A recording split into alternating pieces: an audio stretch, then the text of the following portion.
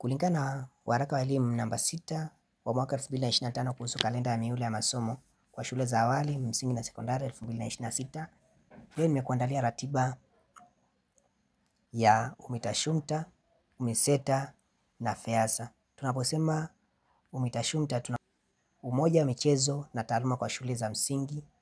Tukisema UMISETA ni umoja wa michezo shule za sekondari.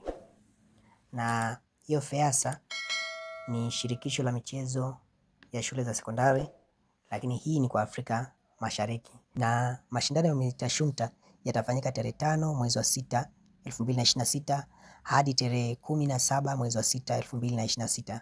Wakati UMISETA, mashindano ya UMISETA yatafanyika kuanzia tarehe 18 mwezi wa 6 2026 hadi tarehe 30 mwezi wa 6 mwaka 2026.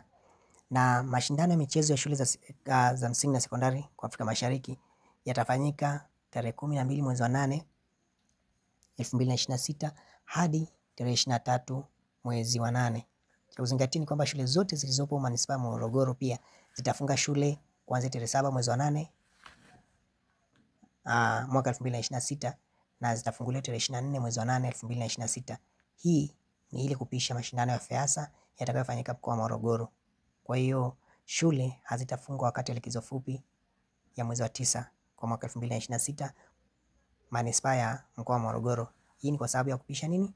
Mashindano ya FEASA. Kama bado hujalike na kusubscribe channel yetu, nikukaribisha kulike ili tuendelee kupeana update mbalimbali.